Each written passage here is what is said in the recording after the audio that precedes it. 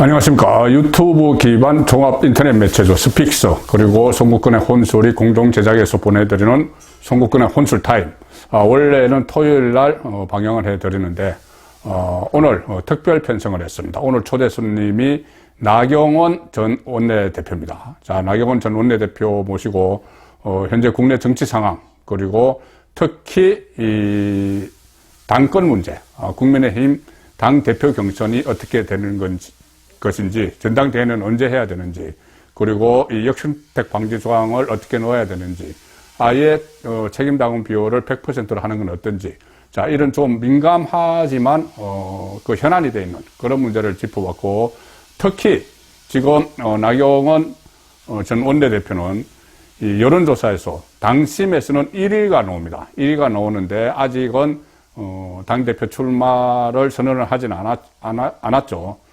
작년 6월 달에 이준석 그 후보와 겨뤄서 당심에서는 이겼지만은 일반 여론조사에서 지는 바람에 지금 이준석 체제가 들어섰고, 지금 상당히 혼선을 겪었는데, 자, 당대표 출마 문제에 대해서 나경원 전 원내대표가 어떤 이야기를 했는지 같이 들어보시죠. 안녕하십니까. 혼란한 정치 시사 이슈를 게스트와 진행자의 혼을 담아서 술술 풀어오는 송국근의 혼술타임. 오늘은 아주 특별한 분 모셨습니다. 보수 진영의 사이다 정치, 그리고 막강한 전투력을 자랑하는 나다르크 나경원 원내대표님, 전 원내대표 모셨습니다. 안녕하십니까. 안녕하세요. 네. 나다르크 별명 마음에 드세요? 저는 마음에 듭니다. 마음에 들죠. 네. 이게 나다르크라는 별명이 그때 조국 사태 때, 그때 원내대표를 하시면서 아주 매섭게 이 문재인 정권을 몰아붙인 그 장면에서 나다르크라는 별칭을 얻었고, 일본 TV에서도, TV 아사히에서도 그때 특집을 하면서 조국은 양파남, 까도 뭐 새로 나오는 양파남, 그리고 우리 나경원 자유한국당 원내대표는 나다르크, 이렇게 표현을 한 적이 있습니다. 네, 저도 봤습니다. 예, 네. 그러시죠. 네. 예. 자, 일단 오늘 뭐 좀 빨리 진행을 하겠습니다. 약속된 시간이 있기 때문에.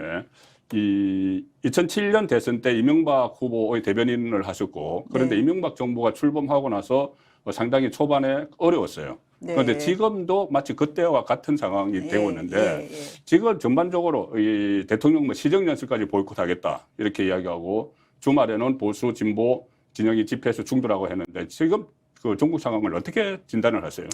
뭐 실질적으로 야권은 대선을 인정하지 않겠다, 대선 불복에 대선 불복. 들어갔다고 봅니다. 그러니까 이명박 정권이 들어섰을 때도 어떻게든 일종의 대선 불복을 하고 정권을 흔들겠다고 한 거고요. 그렇죠. 윤석열 정부 들어서자마자도 계속해서 흔들려고 하지 않았습니까? 그래서 이제는 그냥 대놓고 지금 광화문 집회하면서 사실 윤석열 대통령 내려와라 하는 거에다, 게다가 지난 22일은 우리가 눈여겨보아야 될 것이 현역 국회의원들이 참석했어요. 5명 정도 갔습니다. 그러니까 단순히 시민단체가 하는 것과 다른 거거든요. 그래서 이거는 대선 불복을 아예 노고라 했다라고 볼 수 있고요. 이렇게 야권이 흔드는 상황에서 여권은 그동안 결집하지 못했거든요. 그렇죠. 여권의 결집이 없다 보니 대통령의 지지율은 떨어질 수밖에 없고, 그러다 보니 국정 동력이 지금 많이 빠져 있어서 저는 뭐 지금 아시다시피 굉장히 어렵잖아요. 그렇죠. 뭐 사실 뭐 전 세계적으로 경제는 완전히 경제 파탄 여건도 나고 있는데, 물가는 치솟고 있고. 그런 상황인데 이렇게 흔들어 대니 저희가 참 할 수 있는 일을 하지 못하는 그런 형국에 이르렀다, 이렇게 봅니다. 그러니까 오늘 페이스북에서도 썼었던데, 아니 정말 6개월 된 대통령을 탄핵을 하겠다고 하는 것은 정말 또 도리에 맞지 않고, 오히려 지금 탄핵돼서 그러니까 내려올 사람은 이재명이다, 이 말씀도 하셨는데, 진보단체 장애집회 민주당 의원 참석한 사람이 김용민, 안민석, 황운하, 그리고 또 무소속 민형배 뭐 이런 사람들인데, 김용민은 발언까지 했어요.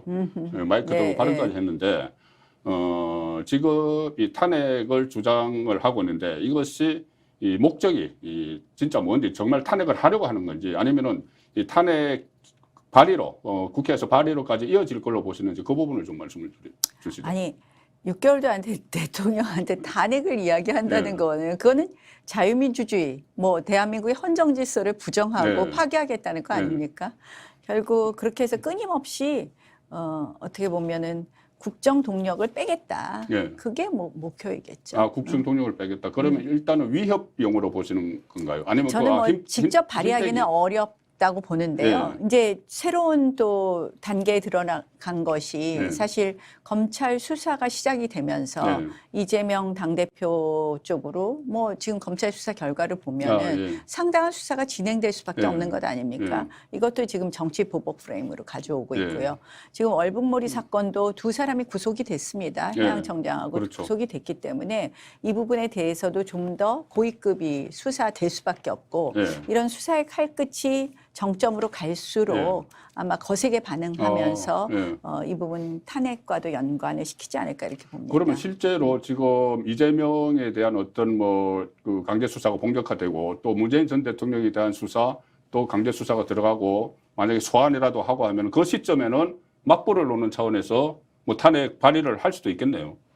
그러니까 지금까지는 그런 의사는 없다고 보이지만 앞으로는 정치 상황에 따라서 그런 모습도 보이려고 하지 않을까 이렇게 봅니다.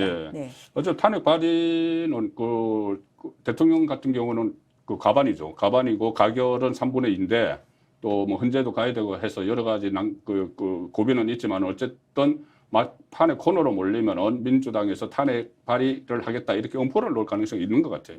사실 3분의 2가 쉽지 않은 상황이기 때문에 예. 아직은 그런데 지금 엄포용이라고 115명 중에서 15명이 빠져나가야 되네요. 국민의힘에서. 네, 예. 예. 그래서 지금 이재명 사법 리스크가 지금 김용이 구속되고 김용 그 민주연구원 부원장이 구속되고 또 정진상이 출국 금지되고 유동규 전 그 본부장의 폭로가 막 이어지고 있는데 이 사실 이재명의 대선 작업 문제는 새로 불거진 거예요. 그 전에 그렇죠. 기존에 있던 것과는 좀 완전히 지금 국면이 다른데 여러 가지 문제나 중에서 대장동 문제는 그렇죠. 선거 과정에서 나왔던 선거 과정에 문제고. 나왔던 거고. 네. 이재명이 어느 칼에 제일 먼저 다칠 것 같아요? 가장 위험한 혐의는? 뭐 가장 이미 성남 FC는 다 드러난 것 같아요. 공모하여까지 기재가 되어 있으니까. 뭐 이제 뭐 가장 뭐 간명한 건 대선 자금이긴 하지만 그 대선 자금은 결국 김용이 어떻게 하느냐에 따라서 좀 다른 부분이 있는 거고요. 그래서 이미 지금 수사는 성남 FC가 가장 많이 이루어진 것 아닌가 이렇게 봅니다. 성남 FC도 그렇고 또 지금 쌍방울에 대한 수사가 검찰 수사가 변호사 대납, 변호사비 대납, 또 북한과 관련된 사업들 뭐 이런 것을 이화영 또 전 부지사가 연관이 돼 있기 때문에. 그러니까 너무 많아요. 그러니까 저는 뭐 정말 다행이라고 생각하는 것이 이재명 당대표가 정권 잡았으면 어떻게 했으면 어떻게 될까요? 대통령 됐으면 지금까지 그 이재명이 했던 건 다 묻어지겠죠. 다 묻어지는 정도가 아니라 대통령의 자리에서 더 큰 거 하지 않았을까요? 그렇죠. 성남시장 할 때 수천억을 어쨌든 본인이 가져간 건 아니지만은 그런 의혹들이 있고 경기도지사 때도 있는데 만약에 대통령이 되면은 엄청난 그 국민들에게 피해가 가는 그런 일들이 벌어질 수가 있었겠죠.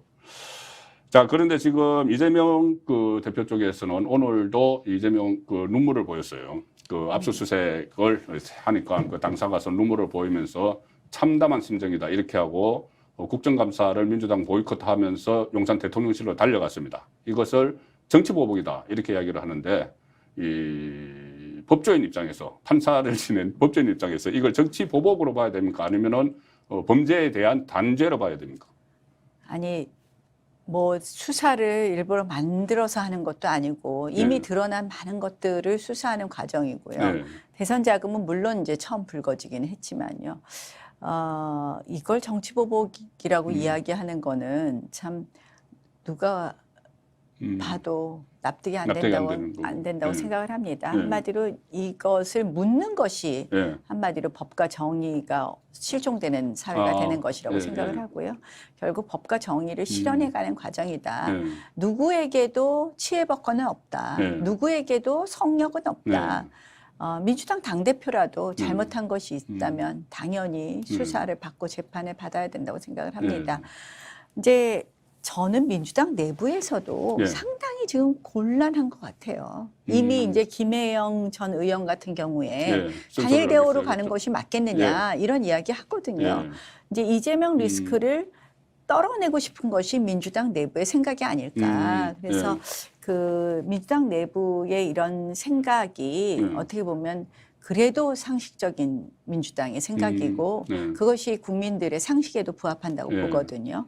그래서 조금 더 이 사법 리스크가 계속된다면 예. 물론 민주당의 지도부가 뭐 이제 친명 일색이기 때문에 지금까지는 이런 모습을 예. 가져오지만 민주당도 뭐 좀 더 지나면 모두들 총선에 자기 목숨이 달려 있는데요. 그렇죠. 자중질환이 좀 있지 않을까 이렇게 봅니다. 그럼 이재명 손절하자는 이 지금 김혜영이 이야기한 그런 수준의 논의가 좀 더 확산될 수도 있겠네요. 좀 저는 충분히 가능하다고 봅니다. 왜냐하면 이제 유동규 전 성남도시개발공사 사장도 지금 여러 가지 폭로를 예고하고 있거든요. 계속하고 있죠. 상당히 구체성이 있을 겁니다. 10년 넘게 같이 이재명 후보하고 인연을 맺어온 사람이고 핵심 역할을 했던 사람이에요.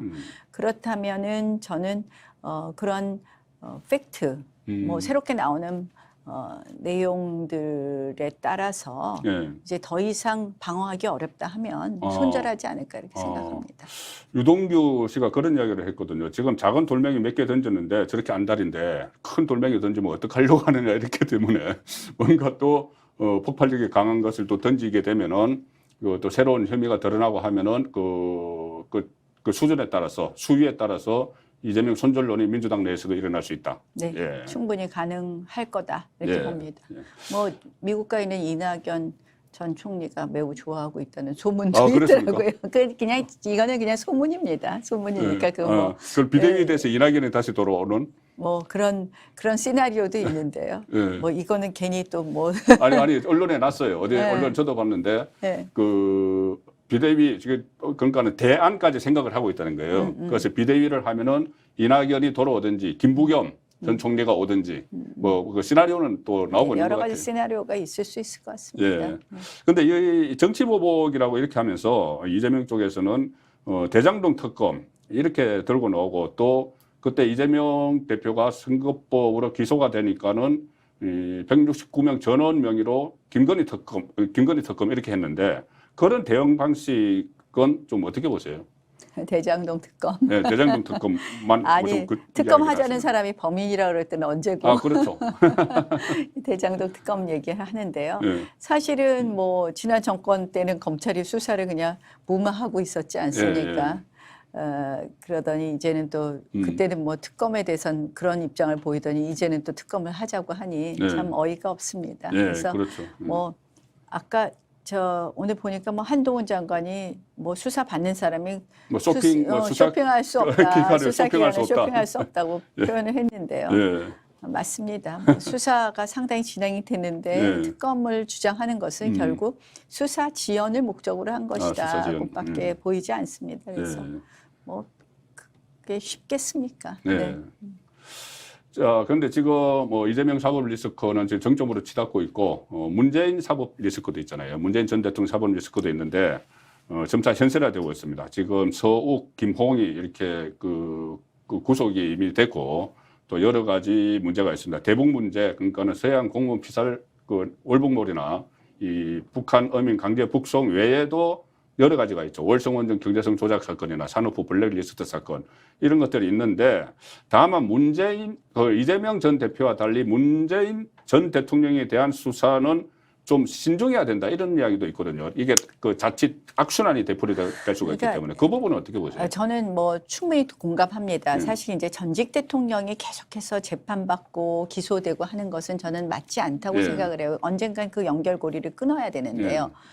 차라리 돈 받아 먹은 거면 제가 좀 오히려 참겠어요. 근데 이 월북몰이 사건은요. 어떻게 그 국민의 생명과 안전을 지키는 것이 대통령의 제1책무 아닌가요? 뭐 설서도 하잖아요. 그런데 멀쩡한 국민을 3시간 동안이나 방치하고 나서 그것을 덮기 위해서 자료를 삭제하고 조작을 했다? 이거는 정말 참을 수 없는 분노가 안에서부터 올라옵니다. 그래서 물론 굉장히 신중해야 될 일입니다. 악순환도 끊어야 되고요. 우리가 그래도 또 좀 더 대한민국이 성숙하기 위해서는 그래도 전직 대통령에 대해서 우리가 예우해 줘야 되는데 이 석간만은 참 참을 수 없지 않나 하는 생각이 많이 듭니다. 그러니까 참을 수 없다는 것을 어떻게 보면 정서적인 문제인데 그러면 거기서 위법 사안이 나오면은 그것은 반드시 뭐 처벌을 해야 되는 거겠죠. 뭐 위법 사항이 나오면 법에 따라 따라서 진행을 해야죠. 하고 예. 다만 이제 그 부분에 있어서 전직 대통령이 관여됐다면 이 부분에 대해서는 우리가 또 정치적인 어떤 이야기는 또 그 다음 이야기라고 생각을 합니다. 아, 일단 그러니까는 범법, 사법적 절차는 진행을 진행하되 하고 그러나 이것을 예. 우리가 정치적으로 예. 좀 더 모양 좋게 만들어야 될 필요성은 저는 있다고 생각합니다. 진상은 규명을 하되 처벌은 좀 다시 한번 생각을 해봐야 된다. 정치적인 해결도 필요하다. 해결도 필요하다. 예. 예. 그 우리가 속만 시원한다고 좋은 게 아니거든요. 그렇죠. 네. 그 해결 방법이 참 맞는 것 같네요. 네. 진상은 규명을 하되 처벌은 좀 국민 정서도 감안을 하고 또 우리나라가 계속 이 한 정권이 끝나면은 뭐 보복처럼 이렇게 비춰졌으니까 그것도 단절을 하는 네. 그런 방안은 예. 생각을 해봐야 되겠네요. 네. 자, 제가 가장 여쭤보고 싶은 게 지금부터 약 짧은 시간에 걸쳐서 15분에 걸쳐서 여쭤보겠습니다. 자, 이준석 그때 작년 그 6.11 전당대회에서 그 사실 당심에서는 그 승리를 하고 우리 나경원 대표께서 그리고 여론조사에서는 졌어요. 그래서 이준석 체제가 들어서서 이준석의 그 소동이 일어났는데 이 이준석 사태를 반면교사로 삼는다면은 다음 당 대표는 어떤 자격을 갖춘 인물, 자질, 당 대표의 자질, 그러니까는 뭐를 우선적으로 해야 되는지 이재명, 그러니까 이준석과 정반대로 가야 되는 그런 상황 같은데 어떤 자질이 필요할까요? 뭐 자기 정치보다는 당을 위한 생각을 먼저 해야 될 거고요. 아, 예. 저는 정권 교체가 절반밖에 안 됐다고 생각을 합니다. 예. 대통령은 바꿨는데요. 예. 이 거야에서 아무것도 못하지 않습니까? 예, 예. 다음 총선 승리가 정권 교체의 완성이라고 생각을 합니다. 예. 총선을 그럼 이기게 하는 당대표는 어떤 당대표이냐? 아, 총선 이기는데요. 가장 핵심은 뭐냐? 대통령 지지율이에요. 예, 예, 예. 아무리 뭐 여당이 뭘 해도 대통령 지지율이 높으면 총선을 이길 수 있습니다. 예, 예. 그게 가장 핵심 저는 뭐 요소라고 생각을 예, 하는데요. 예. 대통령 지지율 높이기 위해서 어떻게 해야 되느냐. 결국 대통령하고 늘 싸우고 대통령 깎아내리는 당대표는 안 되겠죠. 아, 그렇죠. 아, 이준석과 반대되는 당대표가 필요한 상황인데, 그, 나경원 그 대표님께서는 대통령 지지율을 올려서 총선을 승리를 이끌 자신이 있으세요? 뭐, 저 당대표 나간다고 말씀 안 드렸고요. 아직. 예, 우선 만약에 나가서도 당대표 되시면. 저는 굉장히 그 부분이 중요하다고 생각합니다. 그러니까 대통령 지지율을 지금 어떻게 다시 반등시킬 것이냐. 이거는 대통령실과 대통령도 고민하셔야 될 문제지만 여당도 정말 깊이 고민해야 될 문제라고 생각을 하거든요. 그동안은 뭐 어떻게 보면 서로 끌어내리는 그런 형국이 되고 말았잖아요. 그래서 제일 중요하다고 생각을 하고요. 뭐 저는 2002년에 당에 들어온 이후로 당을 한 번도 안 떠난 사람입니다. 그렇죠. 또 당에 대한 무한한 뭐 정말 애당심을 가지고 있는 사람으로서 제가 이제 뭐 대통령께서 최근에 저출산 문제하고 기후 문제가 가장 중요한 미래 아젠다이니까 두 개를 좀 챙겨봐라라고 말씀하셔서 두 가지 모자를 쓰게 됐습니다. 저출산 고령사회위원회 부위원장 그리고 외교부 기후환경대사로 위촉이 그리고 이제 곧 기후 특사로 대통령 저 이집트 캅27에도 가게 되는데요. 그래서 이 미래 아젠다를 챙기는 것에는 저는 뭐 지금 이 정부가 이제 출범한 이후로 곳곳에서 이렇게 여러 가지 일을 하시지만 요 두 가지 부분이 조금 빠져 있는 것 같았었는데 그거 적극적으로 챙기는 거를 챙기고 또 그런 명을 받은 사람으로서 지금 뭐 당장 당권 운운하는 건 맞지 않다고 생각을 합니다. 그래서 그것을 열심히 챙기지만 그러나 또 당이 잘 돼야 되는 것은 맞지 않겠습니까? 그렇죠. 거기에 대해서는 또 늘 어떻게 보면 당이 잘 되는데 제가 조금이라도 일조할 부분이 있으면 일조할 생각은 하고 있습니다.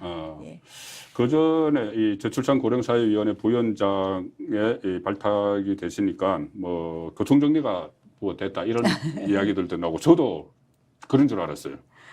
그런데 이거 비상근직이죠? 네, 비상근직입니다. 그래서 뭐 특별히 이 직을 가지고 있기 때문에 당권은 못 나간다 이런 거는 없습니다. 그런데 뭐 그렇다고 제가 직을 받고 지금 당권은 나가겠습니다라고 말하는 것도 맞지 않고요. 그 이제 뭐 여러 가지 설들이 분분한데 대통령께서 당권 나가지 말라는 말씀은 안 하셨습니다. 아직 그렇게 네. 생각하시겠습니까? 윤석열 대통령과 좀 소통 많이 하시죠. 아니 그렇게 그전에 많이 하지는 않고요. 그 사법고시 공부할 때 같은 고시원에서 예. 같이 공부를 하셨다고. 네, 그러나 이제는 대통령이 되셨기 때문에 시스템에 따라 소통을 하는 것이고요. 예. 이제 뭐 역할을 맡았기 때문에 그런 업무와 관련해서 예. 대통령과 또 밀접한 네. 소통을 해야 되는 건 당연하겠죠. 네. 네. 네. 참고로 말씀드리면 지금 저출산고령사회위원회 부위원장은 이 비상근이고 그 전에 김상희 의원이라고 민주당 네. 김상희 의원이 국회의원을 하면서 이 자리를 맡았어요. 네, 예. 그러니까 당적과 상관이 없는 거기 때문에 예, 이 그렇습니다. 당대표 출마를 하실 수가 있는데 하셨는데 전혀 뭐 지장이 없는데 다만 지금은 새로 맡은 일에 좀 오늘도 간담회를 하셨죠. 그 네. 고령사회위원회 사무처와 예. 간담회를 하시고 지금은 그 일에 집중을 하시면서 그래도 당이 필요하면은 그것을 완전히 뭐 배제를 하지 않고는 2단계를 보면 되겠네요. 네, 그렇습니다. 예. 네. 그러니까 심사숙고적인 게 아니고 우선 좀 상황을 좀 지켜보면서 지금 맡은 일을 우선적으로 하면서 이 당 상황을 지켜보겠다. 이 기조로 제가 이해가 됩니다. 그래도 여러 여론조사에서 그 나경원 대표께서 당심에서는 항상 1위를 기록을 하지 않습니까? 네. 지금 1위를 기록하는데 유승민 전 의원이 본인이 계속 1등이다. 그런데 그래서 역선택 이야기가 나오죠. 그래서 자연스럽게 그 문제하고 그러면 역선택 방지 조항을 경선에서 둬야 되는지 작년에는 역선택 방지를 위해서 국민의힘 지지자와 무당층만 했잖아요. 그런데도 이게 좀 허점이 있는 것이 본인이 민주당 지지자인데 무당층이다 하고 들어오면 막을 방법이 없잖아요. 그렇기 때문에 본경선 비율을 일반 여론조사 70%, 책임당원 70%, 여론조사 30%인데 이걸 더 올리자. 한 80%, 100%까지 하자. 이 의견도 있는데 역선택 문제하고 이 문제 같이 좀 연결시켜서. 전 역선택이라고 안 그러고 민주당의 선택이라고 맞아. 그러니까. 민주당의 선택이라고 하셨죠. 근데 이제 사실 네. 작년에도요. 네. 저희 당 당대표 선거인데 그렇죠. 이상한 이상한이라 표현은 좀 그러네요. 네. 뭐 조그만 소규모 여론조사 기관에서 네. 매주 여론조사를 했어요. 네. 매주 여론조사를 하면서 이준석 후보의 여론조사가 쭉쭉쭉쭉 올라가는 그런 여론조사를 해서 그러니까 지금 강조방송에서 의뢰사하는 그 여론조사가 유승민 매주 하는 거 이거하고 똑같네요.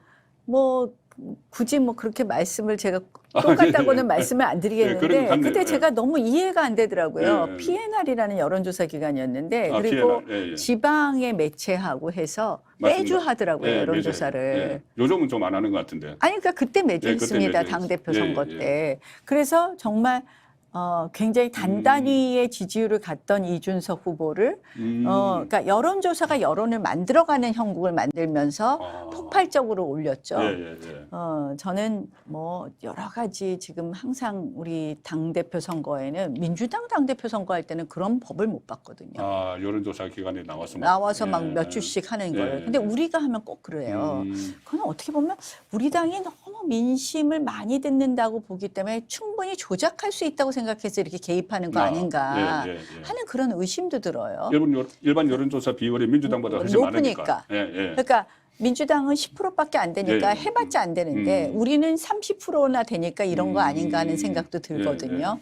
그래서 사실은 우리가 선출직을 내보낼 때는 우리 당원들의 생각과 민주당 지지자까지는 아니지만 무당층의 생각이 좀 다르다면 약간의 보정을 위해서 여론조사가 참고해야 되고 좀 들어가야 되지만 이 전당대회는 조금은 다르지 않을까. 우리가 우리의 대표를 뽑는 거니까. 그래서 조금 여론조사 비율을 낮추는 것에 대해서도 한번 논의를 열어놓고 해봐도 나쁘지 않다고 생각을 합니다. 특히 이제 당원들께서 늘 하는 불만이 여론조사 샘플 보통 2,000명인데 2,000명 중에 한 명이 대답한 값은 30%나 차지하는데 몇십만 명의 당원들이 투표한 거는 그러면 뭐 10분의 1, 20분의 1이 되지 않느냐 이런 말씀들 많이 하시거든요. 그래서 표값이 당원 표값이 너무 떨어지지 않느냐 이런 말씀들 하시거든요. 올해 당원들의 표심이 일반 여론조사 표심보다 훨씬 떨어지는 취급을 받으니까. 그럼 100%까지 가야 된다고 보세요? 글쎄요, 뭐 제가 뭐 퍼센테이지를 이야기하는 건 뭐 특별히 저는 적절하지는 네. 않다고 생각하고요. 조금 논의를 오픈해 보면 어떨까 이렇게 생각합니다. 그래 좀 그 올릴 필요는 있다. 예, 예, 예. 당심을 올릴 필요는 있다. 네. 지금 전당대회 시점이 제가 최근에 이야기를 들어보니까 비대위에서 그때는 1말 2초 했는데 가급적 뒤로 넘기려고 하는 것 같아요. 시점은 언제쯤이 적당할 것 같습니까? 지금 이제 저는 뭐 당권 뭐 이준석 전 대표 문제가 딱 정리가 되고 나니까 네. 바로 당권 경쟁으로 언론이 관심을 네. 가지면서 또 소위 당권 주자들 간에 극심한 뭐 대립이 경쟁, 있는 것 네, 같은 경제도 하고 대립과 막, 경쟁이 있는 것 같이 기사가 네. 나오니까 네, 네. 별로 모양이 안 좋더라고요. 어. 지금은 조금 우리가 좀 합심해서 네. 좀 여당 내 기사는 무슨 당권 경쟁 기사보다는 대통령께서 하실 일들을 좀 드라이브하고 또 네. 여당이 또 이끌고 그리고 또 지금 경제도 어려우니까 네. 좀 그런 쪽에 좀 일하는 모습이 바람직하지 않을까. 그래서 조금 그런 게 정리되면서 당권 경쟁이 시작되는 게 낫지 않을까 이런 생각도 그러면 좀 해봤습니다. 전당대회를 그렇게 서두를 필요는 없다고 보시죠? 저는 지금 또 다시 뭐 우리끼리 막 싸우는 아, 기사만 나오면 그게 뭐 바람직할까 그런 생각이에요. 예. 네, 예. 그러니까 윤석열 대통령이 아직도 불안정한데 네. 여기서 또 내부에서 서로 갈등이 있고 충돌이 있으면 안 되니까 어느 정도 지금 비대위 체제에서 좀 협조할 것은 윤석열 대통령과 호흡을 맞춰서 해 나가면서 윤석열 대통령이 어느 정도 안정됐을 때 하는 게 낫다. 조금 그게 낫지 않을까. 예. 네, 지금 너무 지지율도 좀 낮아져 있고 네. 또 뭐 광화문에서 지금 집회하고 이런 네. 상황에서 예. 그게 좀 낫지 않을까 이런 예. 생각을 해봤습니다.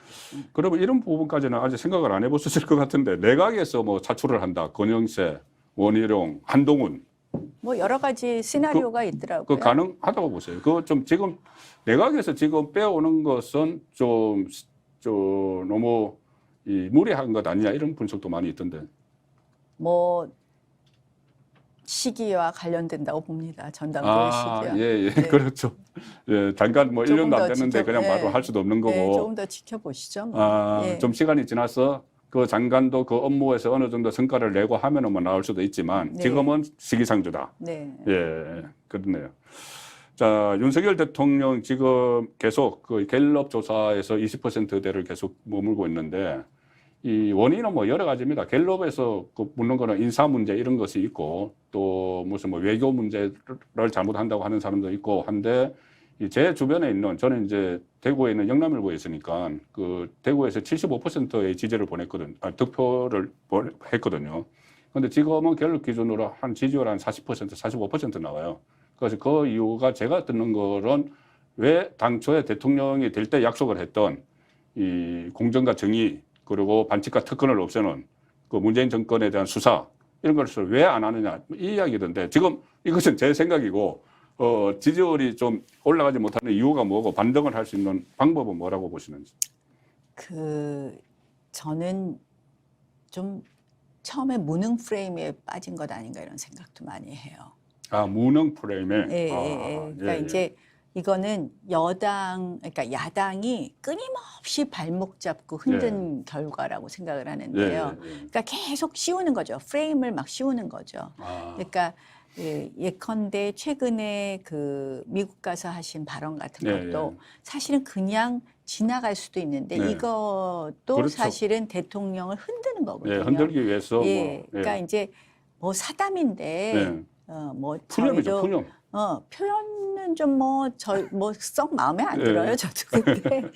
근데 이 사담을 갖고 뭐 그게 뭐 대통령의 외교 성과는 다 뒤엎잖아요. 뭐 영국 도착하시자마자부터 처음부터 끝까지 발목 잡기 아닙니까? 꼬투리 잡기고. 처음부터 끝까지 그렇죠. 꼬투리 처음부터 잡기예요. 뭐 가짜 뉴스 막 쏟아졌죠. 무슨 천공까지 이야기 나오고.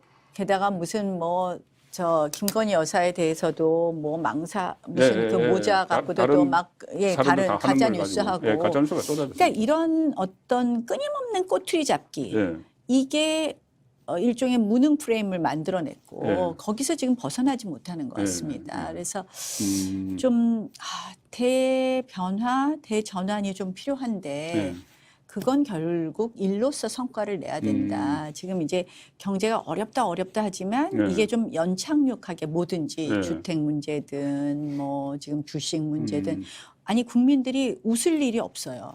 아, 요즘 좀 예, 그렇습니다. 웃을 예, 일이 예, 없습니다. 예. 그래서 웃을 일을 좀 만들어 드려야 되는 거거든요. 네. 그래서 좀 지금 내각이나 대통령실에서 성과를 만들어내는 것이 체감하는 성과를 만들어내는 체감이에요. 것이 중요하다 이렇게 예. 생각합니다. 그것은 일로서 승부를 하는 것 참 시간이 오래 걸릴 수도 있는 문제라서. 예. 그렇죠. 그래도 꾸준히 물론 해나가야죠. 그렇죠. 예. 예. 자, 마지막 질문 드리겠습니다. 두 가지 같이 드릴게요. 다시 원내에 진입을 하실 텐데 꼭 추진하고 싶은 법안이 있으면 그 저출산 뭐 관련돼서 뭐 법안을 또 만들고 뭐 이런 것도 있고 여러 가지가 있던데 꼭 그러니까 추진하고 싶은 법안이라기보다 꼭 하고 싶은 일이 또 원내에 들어가면 무엇이 있는지, 그리고 마지막으로 정치적 꿈은 뭔지 같이 좀. 정치적 꿈은 혹시 대권? 정치적 꿈이요. 항상 모든 가능성은 열어두고 아, 있습니다. 예, 알겠습니다. 또 정치는 모든 것을 준비해야 된다고 생각을 합니다. 예. 저는 사실은 기후 문제는 우리의 미래의 살거리고 먹거리라고 생각을 합니다. 기후 문제가 단순히 지구를 지키기 위한 문제가 아니라요. 기후 변화에 대응하기 위한 여러 가지 노력 가운데서 새로운 산업이 지금 생기고 있습니다.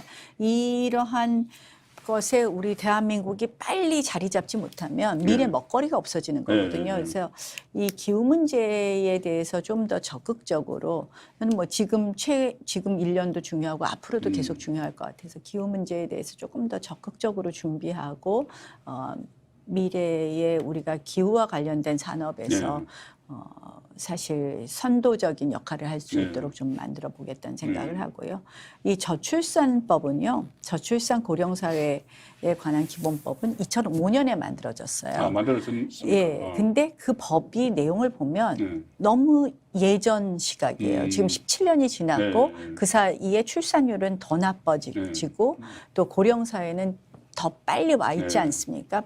그리고 그 속도는 엄청 빠르고요. 그렇죠. 그래서 이 저출산 고령사회 기본법, 이거는 사실 인구 구조가 지금 대한민국은 바뀌어버리고 거기에 따라서 우린 준비해야 될 것이 너무 많습니다. 예컨대 뭐 새로 태어난 아이들이 없는데 병역 자원은 감축되지 않겠습니까? 이 부분은 어떻게 우리가 준비를 해야 될 것인가? 국방 분야에 있어서는 뭐부터 시작해서 정말 다양한 이슈들이 있습니다. 그래서 이 저출산 관련된 기본법도 좀 바꿔야 될 것 같고요. 저는 이번에 부위원장 가서 딱 이렇게 살펴보면서 이 법을 먼저 바꿔야 되겠다는 생각을 했습니다. 그래서 법 바꾸는 것부터 시작해서 요 저출산 고령 사회를 제대로 대비하지 않으면 이제는 일하는 사람보다, 일할 수 있는 사람보다 부양해야 될 사람들이 3배, 4배가 되는, 3배, 4배가 아니라 지금 이미 엄청 많고요. 이미 이제 인구의 3분의 1이 65세 이상이 될 거라는 거 아닙니까? 2035년만 돼도. 그래서 요 분야, 두 가지 분야에 좀 집중하고 싶습니다. 네. 저출산 문제는 정말 우리 국가의 기초가 되는, 국가의 기반이 되는 그런 문제이기 때문에 상당히 뭐 심혈을 기울이고 계신데, 자, 오늘 제가 나경원 원내대표의 말씀을 들으면서 그런 걸 느꼈어요. 특히 이 국가안보 문제, 또 남북 문제, 그리고 외교 문제에 조금 전에 뭐 서해 공무원 사건이나 이런 데 대해서 상당히 분노를 하시고, 또 이번에 해외에 나가서 외교 성과를 다 그냥 깡그리 무시해버리는 이런 데 대해서 지적을 하셨는데, 사실 나경원 전 원내대표께서는 우리나라 첫 여성으로서 외교통상위원장을 하셨습니다. 네, 그리고 문재인 정권 때 너무 대북 친화적으로 하니까는 문재인 대통령이 이 김정은의 수석 대변인이냐 이렇게 해서 그때 첫 원내대표 교수단체 연설에서, 그래서 민주당이 막 항의를 했지만은 거기 당당하게 맞서면서 1시간 동안 연설을 끝낸. 그래서 제가 소개해드릴 때 이 막강한 전투력을 자랑하는 나다르크 이렇게 표현을 드렸습니다. 자, 오늘 나다르크 나경원 전 원내대표님 모시고 많은 이야기 들어봤습니다. 감사합니다. 네, 고맙습니다.